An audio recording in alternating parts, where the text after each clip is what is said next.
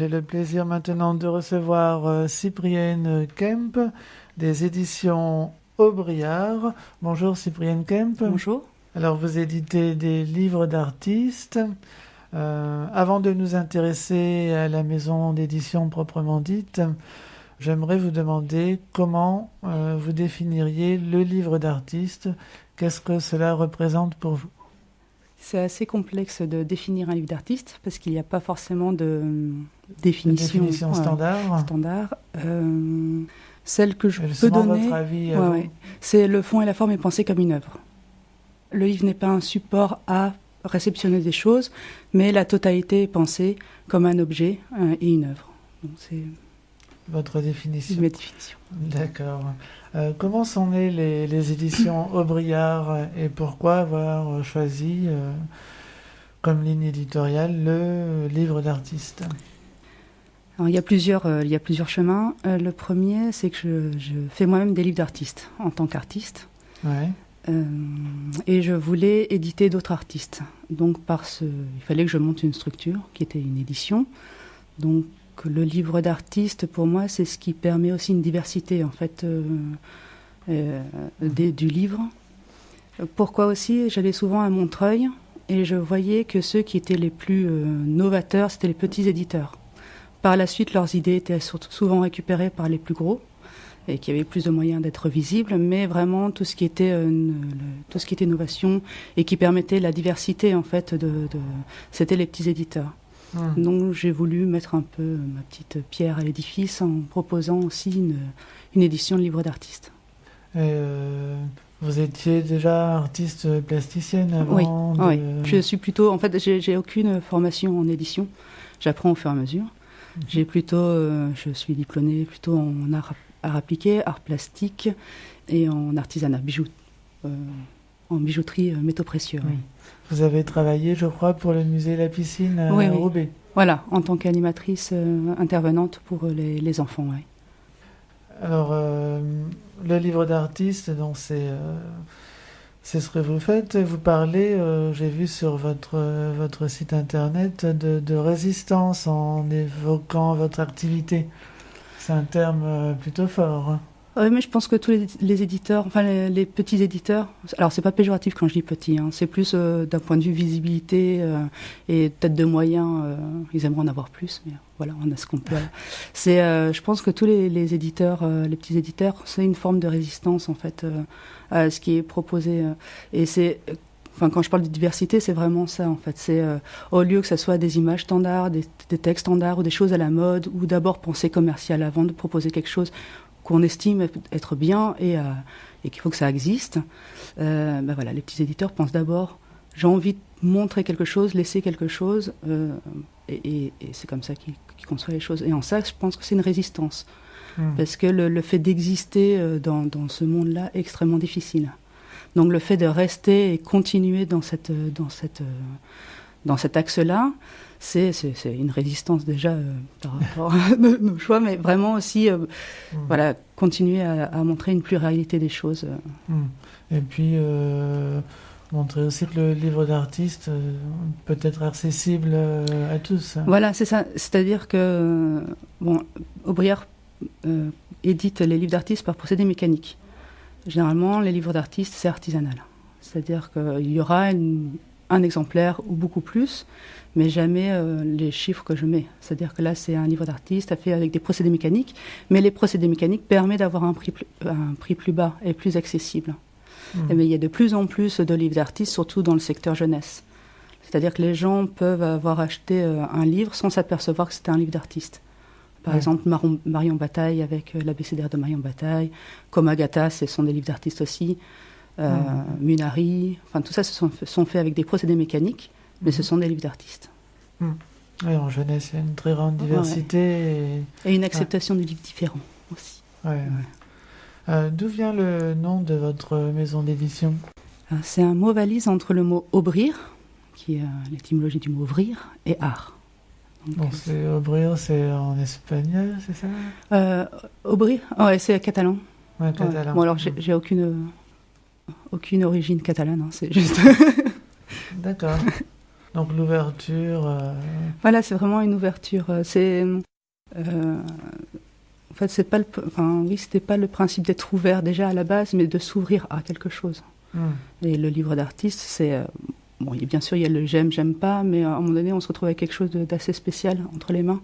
Et il faut peut-être faire l'effort des fois de se dire, bon, c'est quoi ce truc Je vais essayer de voir un peu ce que c'est au-delà de ce que moi j'estime être un livre, en fait. Alors, votre activité, c'est donc de publier des livres d'artistes, mais cela ne se résume pas à cela. Les éditions Aubriard interviennent également pour des ateliers. Oui. C'est vrai. Donc, décrivez-nous un peu ce que vous faites en atelier. Là, j'interviens soit auprès de structures comme la Maison Folie-Beaulieu de l'Homme, soit dans des hôpitaux, ou comme à Paris. Là, ça va être assez divers en fonction de ce que les gens veulent. Ça peut être aussi bien du dessin, de la gravure, ou alors penser à un livre d'artiste. Ça, on a fait ça à la Maison Folie-Beaulieu, avec des personnes du quartier. Et je m'adapte en fonction des personnes, de ce qu'ils savent faire aussi, parce que se plonger dans le concept du livre d'artiste en quelques séances, c'est pas forcément évident si on n'a pas une pratique artistique. Donc ça va être des ateliers auprès des plus jeunes jusqu'aux adultes, et en pratique artistique, que ce soit du livre d'artiste, du dessin ou autre. Et puis vous intervenez aussi pour différentes prestations. Voilà, c'est ça. Depuis peu, je m'ouvre à la prestation. C'est-à-dire que là, c'est plus Aubriard qui édite, mais on fait appel à moi pour des services. Donc, ça soit juste du conseil ou alors prendre de bout en bout le projet. Par exemple, il y a la compagnie de l'Interloc qui faisait des ateliers qui a fait des ateliers pendant 1 an auprès de public, adultes, et ils écrivaient des lettres. Les lettres n'avaient rien à voir les unes avec les autres, et elle voulait offrir un bel objet aux participants ainsi qu'aux partenaires financiers, aux partenaires en règle générale. Et donc elle est venue vers moi, elle avait un budget, elle avait un chiffre en fait de nombre d'exemplaires qu'elle voulait avoir, et elle m'a dit qu'est-ce que tu peux faire avec ça. Donc le tout était de penser à une nouvelle forme et qui rentrait dans ses prix, et là je l'ai pris de bout en bout, effectivement, que ça soit de penser l'objet en fonction de son cahier des charges aussi, jusqu'à la sortie d'imprimeur. Et il vous arrive également d'organiser des événements? Moi, je l'ai fait une fois, là, par contre. D'accord. Oui, conjointement avec... Peut-être une prochaine fois. J'aimerais bien, ouais. Refaire un salon du livre d'artiste, ça serait chouette. C'était un salon du livre d'artiste à Saint-Sauveur. Voilà, avec la galerie La Sécu. En 2009. Ouais. Combien de titres avez-vous au catalogue? Et puis... Alors, pas beaucoup. Combien Alors, j'en ai 5. Il y en a 2 qui sont en préparation. Je ne suis pas adepte de faire beaucoup. Et aussi parce que j'ai l'édition... On va donner la date de création de la maison. Oui, 2010. 2010, je me suis arrêtée pendant 1 ou 2 ans pour réfléchir un peu ce vers quoi j'allais. Parce que tout ça, ça a un coût quand même. Et c'est la rémunération des artistes aussi. Il faut prévoir un budget pour ça. Et surtout parce que c'est pas mon activité principale aussi. Donc voilà, il faut allier l'ensemble en fait. D'accord, entendu. Alors, il y a plusieurs ouvrages qui sont sortis récemment. Donc, le dernier, c'est Au visage disparu. Oui. Donc, vous êtes l'auteur ou la créatrice, je dirais même co-créatrice, puisque c'est un livre à compléter. Voilà, ça c'est un livre à finir. Par les lecteurs. Et donc, vous présentez 12 personnages à qui il faut rendre un visage, donner une vie. Et on peut envoyer son œuvre directement sur la page Facebook des éditions Aubriard. Voilà, là où je crée un album virtuel des visages retrouvés. Ouais. Et pour l'instant, ça prend. Des adultes et des enfants se prêtent au jeu et me renvoient en fait les visages. Donc c'est assez amusant de voir à partir d'une même silhouette comment prend forme l'espace manquant. En fait. Donc la page, c'est la page Aubriard Éditions sur Facebook. Autre nouveauté, c'est une collection sur la mythologie, avec le personnage de Persée. 2 ouvrages lui sont consacrés. Alors il y a Persée qui tue Méduse et Persée et Andromède. Voilà. Oui, c'est ça. Donc par Anastasia Hortensio et Camille Gonzalez. Voilà. Donc Anastasia Hortensio est conteuse mythologue et Camille Gonzalez est une dessinatrice lilloise. Ok.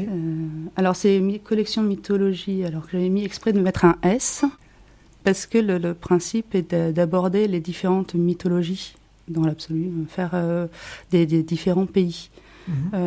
Comme par exemple, si on reprend le mot aubriard qui est s'ouvrir à la différence, etc., le concept de l'édition, ce projet-là de collection, c'est la même chose.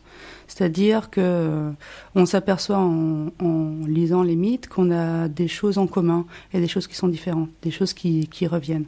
Donc c'est un peu ça, c'est connaître l'autre, ou alors se percevoir qu'on a des choses semblables avec l'autre. Et commencer par les mythes grecs, parce que c'est quand même ce qui est d'abord le plus proche de nous, et donc Persée.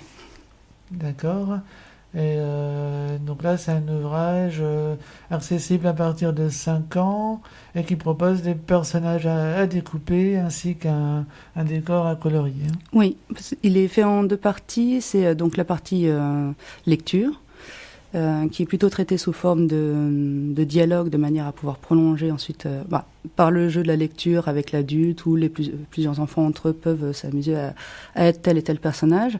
Et aussi, s'ils veulent continuer la lecture par le jeu, en découpant les personnages, en faire des marottes, ils peuvent reprendre aussi les dialogues ou alors inventer leur propre histoire.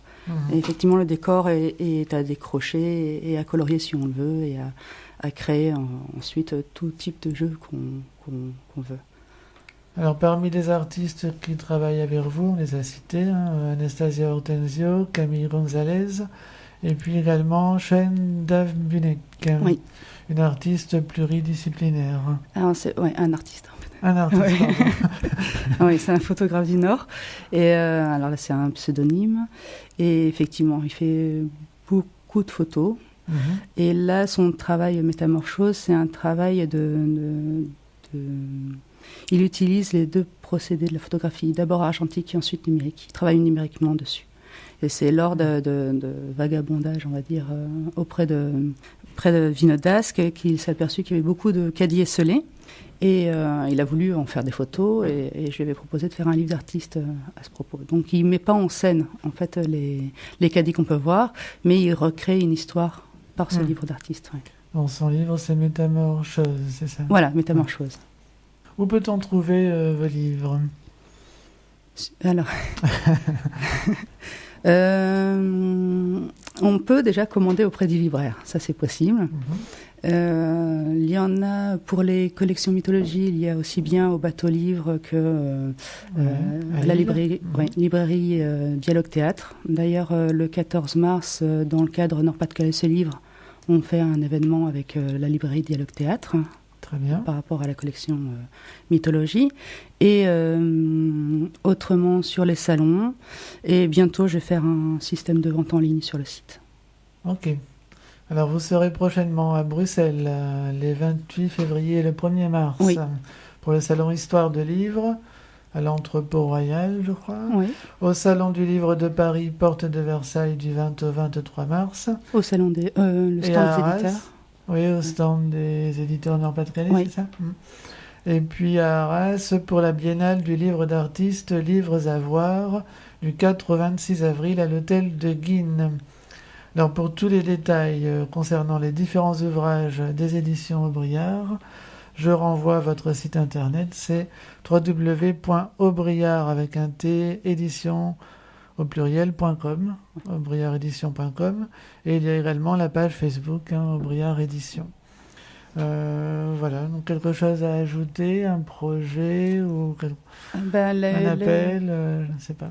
Non, les appels à illustrateurs, ça y est, c'est bon, c'est bouclé. Bon. Il y a 2 autres deux autres titres de la collection mythologie qui naîtront au mois de septembre, pour être visible normalement au puce de l'illustration à Bagnolet et ensuite au Salon de Montreuil.